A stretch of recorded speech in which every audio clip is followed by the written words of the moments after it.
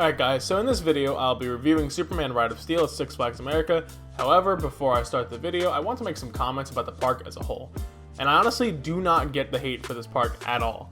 I made a review based off my visit back in 2019, and to be honest, my 2021 visit on opening day was better than even expected.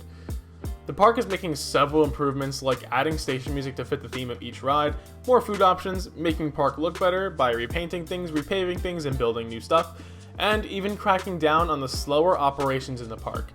Every employee was super nice, and we even had some park supervisors welcome us since they noticed that we were from New Jersey. The park's lineup is really good despite being filled with clones, and to be honest, there's only like 3 bad coasters here, and that's just to me. And enthusiasts seem to like the not as bad ones, such as Firebird or Roar, and that's just the 2 of them that I don't like. Mind Eraser is commonly disliked, however, personally, I don't even think that's that bad of an SLC. It's not the best coaster, but it's definitely not good either. Okay, mini park review over. Also, I just want to give a quick shout out to my friend and roommate Maddie for supplying the background track for the music in this video. I'll make sure to leave a link to his SoundCloud down in the link. Make sure to go check him out. So Superman Ride of Steel at Six Flags America is one of the first ever Intamin hypercoasters, debuting in the year 2000. However, it's Intamin's first ever hyper layout, since it's a clone of the first hyper they made, which is Ride of Steel at Darien Lake. However, this version is mirrored. The ride stands at 198 feet tall and drops down 205 feet, which puts it in the hypercoaster category. At the bottom of the drop, it reaches 73 miles an hour and travels over 5,350 feet of track. It seems like this ride never really got the love it deserves, for a few reasons. 1, it's at Six Flags America, people just hate the park for whatever reason. 2, it's a clone. And 3, people think the layout just isn't interesting. Looking at the layout, it does kind of look bland. However, the way the ride executes each element is stellar. The ride starts out with a 195-foot climb, which gives great views of the park and surrounding area. Speaking of which, Six Flags America is actually a great looking park with a pretty nice looking skyline, so it's actually a pretty good view to look at. Next comes the drop, which if you've ever been on Superman the Ride at Six Flags New England, the drop feels pretty much identical. This isn't a bad thing either. In the back row, you get an increasingly strong moment of airtime as you crest over the drop. However, the drop flattens out at one point, so the airtime does stop, but you do still feel yourself picking up the speed. This seems to be a common thing with Intamins, where the drop feels way smaller than it actually is. Once you bottom out, Superman takes a low to the ground, high speed turn to the right. If you love speed, this ride is absolutely for you. The ride has many low to the ground elements that showcase its speed, and it does it very well. This turn is also surrounded by trees, so the feeling of speed is enhanced. Next, you pull up into a large floater airtime hill. In the front, you get some stronger floater airtime, but after the crest it weakens. However, if you're in the back row, you'll feel the airtime gradually get stronger as you crest over the hill. This hill is most comparable to the first large floater airtime hill on Nitro at Six Flags Great Adventure, and feels almost exactly the same. Next up is a step up into a huge 540-degree downwards helix. This helix's main showcase is speed, however, it does give you some slight laterals and positives. Nothing super intense, but it's certainly there. You're absolutely flying through this element, and if you're up in the front, the wind is blowing in your face is just fantastic. After the huge helix, it's probably what the ride is most known for, a super long, insane straight section. Now, why do I call it insane? Because Intamin actually designed this into the ride. Now, if you know the backstory behind this, the original version of the ride, which is the one at Darien Lake, has a straight section over the water, so I'm not sure if it was just to save on the size of the footers, have shorter track with no forces on it, smaller footers, or to have a cool scenic element with just gliding over the water. Either way, both of those make a lot of sense. However, at Six Flags America, it's just going through a field basically. So it doesn't really make sense, however, it's honestly fun, and a lot of people hate on it, but I really enjoy it. There are some trees on either side of this element, so just like the first turn after the first drop, the feeling of speed is absolutely enhanced, and it's just crazy how much the ride sustains its speed at this point. After the super long straight section comes one of my favorite airtime moments ever, a 77-foot tall airtime hill. Now keep in mind, this is technically the 4th element on the ride, and it's 77 feet tall compared to its first 205-foot drop. And it has sustained ejector airtime. And honestly, it feels like an El Toro hill. just a little weaker. Apparently, the hill pulls around -1 Gs according to the Ride Forces app that my friend took on the second day of Six Flags America's operating season, and I can imagine during the summer this can be even stronger due to the faster speeds and warmer weather. After the hill is another Helix. This one's much smaller and it's not as long. This Helix doesn't do too much, however it does serve as the entrance into the finale of the Airtime Hills, and you do feel yourself slowing down, and it does have some slight laterals and positives just like the first one.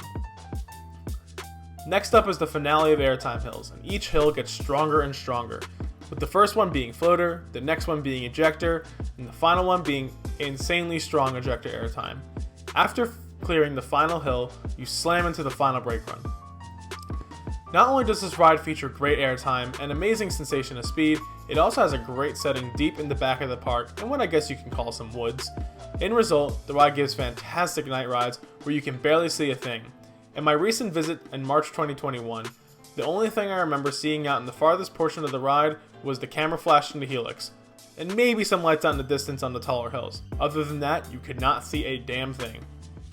The two rides I can compare this to the most are Millennium Force at Cedar Point, due to the great sensation of speed the ride delivers and the similar element shaping, or Nitro at Six Flags Great Adventure thanks to the great setting deep in the woods and the amount of airtime. In fact, I would say Superman Ride of Steel is almost exactly like Nitro, but made by Intamin and stronger airtime. The ride has an L-shaped layout, travels into the woods, and finishes off with a bunch of airtime hills, just like Nitro.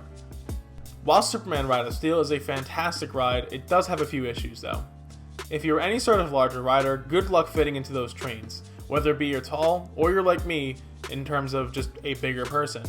Unfortunately, due to an array of accidents on the Six Flags Intamin hypercoasters, the restraints have been modified to have shin guards, bars attached to the side of the restraints, and a super low verified for the ride.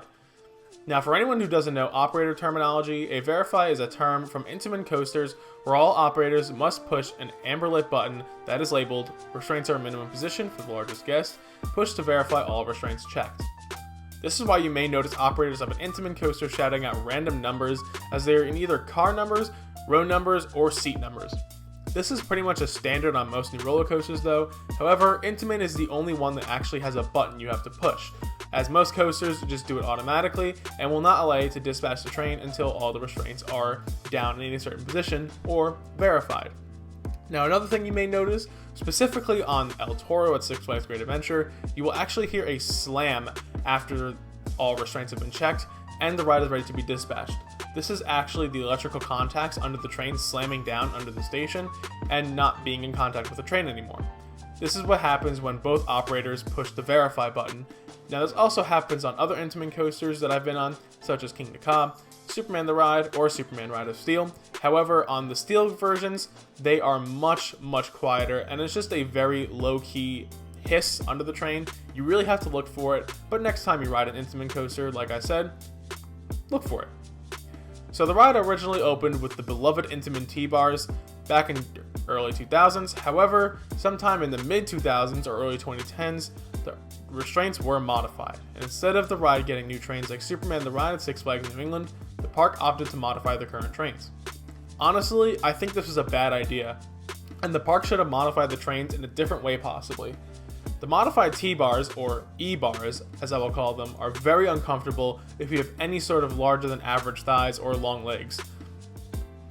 The flat bars on the side will dig into your legs, and the shin guards will dig into your shins throughout the ride, almost like a razor scooter. Honestly, I don't remember this being an issue during the ride at all, maybe during the Helix because you're not really moving, and it was more of an uncomfortable situation in the station and on the lift or in the brake run. However, I do feel as if the ride did have different restraints, it'd be a lot better since your legs wouldn't be crammed in, and it would be a lot easier to operate. The design of the restraints is very restricting towards riders, even more so than an RMC or a ride like El Toro. In fact, I feel like if the ride had the same restraints as El Toro at Six Flags Great Adventure, it would improve the ride a lot. The U-bars on El Toro are shaped in a way that is less restricting to riders, and Verify can be just as low, but just be less restricting to the rider. The U-bars on El Toro are shaped in a way that is less restricting to its riders. The Verify can be just as low, but feel less restricted. It's also easier for the operators to send out the train. If you do notice there is actually a different shape in the restraints. El Toro is curved in a few places, along with some of the newer Intamin T-bars, such as the one on Superman Ride of Steel at Darien Lake. However, the Intamin T-bars on Superman Ride of Steel at Six Flags America are just perfectly straight. And after working El Toro for the past 3 seasons, I know it's tough to get the train verified, and honestly, it made me really sad to see the ops struggle at Six Flags America to send the train out, because believe it or not, the crew was actually pretty fast when they had no issues with restraints. Another problem about Superman is it also does suffer from the Intamin vibration some of their older coasters get, but it goes unnoticeable with a full train, and honestly, it's not that bad. So to recap, Superman Ride of Steel has a layout focusing on speed and airtime, and it performs both of these elements well. The ride does lack strong positive Gs, but to be honest, I'm not really looking for them here. I'll give Superman an 8 out of 10 rating for now. Currently, the ride sits in my mid-top 25, right ahead of Nitro at Six Flags Great Adventure, and right behind Candemonium at Hershey Park. Thanks for watching, everyone. Hope you enjoyed the video for Superman at Six Flags America. Make sure you comment your thoughts of this ride down below, or the clone of it at Darien Lake, if you've been on that one, or both. Make sure to leave a like if you enjoyed, and subscribe for more reviews and theme park content here on my channel. And see everyone in the next video.